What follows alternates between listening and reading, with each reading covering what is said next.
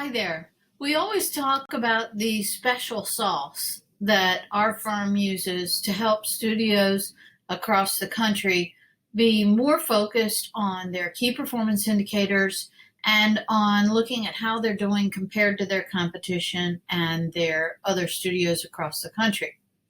I want to take a moment to dive just a little deeper into one segment of the importance of looking at your key performance indicators and some really cool things that you can do to help move your studio to that next level. As always, I'll tell you that everything we do here, if you have questions about it, please feel free to let me know. I'm happy to help you. But in your spare time, if you want to poke around and learn some new things, I want to give you a little head start. Okay? I've got a studio pulled up here. And the normal default where you pop in will be on the key performance indicators page. So there's a lot of great information here where you can look to see how you're doing.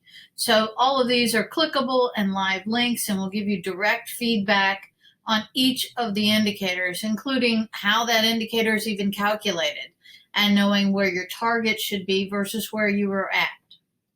So I want to take you, though, to one section called Goalseek. Goalseek can be obtained here on the left-hand menu. And what this is going to do is help you look at where you are today versus where you want to go and what will help you get there. So I'm going to change our indicators here for a moment to the year in the upper right-hand corner. And I want to look back at all of 2019 for this particular studio. Their profitability rate was 8.8%. Now, depending on whether you're a sole proprietor or an S Corp, we are looking to get to a certain place. But let's just say for a moment that we would like to be at 10% profitability. I'm going to change this indicator for the goal to 10%. All right. Now, you can also change the profitability ratio to be something else. So if you really want to look at operating profit in a dollar amount, and let's say, for example, this studio made $21,000. Let's say you want to get to $25,000. You can look at that. Just plug in the number. So there's a lot of flexibility at what you can look at here. Okay? Let's stick with this. Let's say that we want to get to $25,000 in profit. Now let me explain what the bottom part of this screen is doing. There are several ways to increase your profit. You can change your price. You can sell more.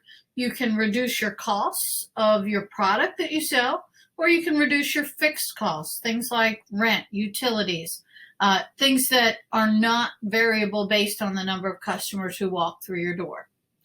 Now, each of these has a number next to it, and this is the calculation to say if you would like to increase your operating profit to the $25,000 and you only want to adjust one thing, what will it be?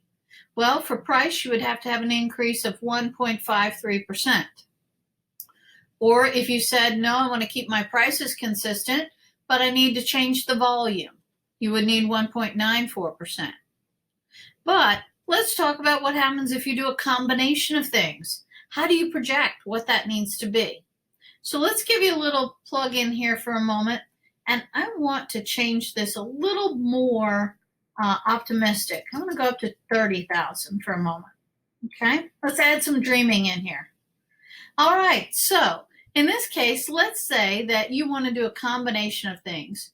You want to increase your pricing by 2%, which is a very small amount. You can do one of two things. You can drag the indicator to be where you want it to be. Okay, now it's sometimes a little tricky to get to the exact point you want, like that.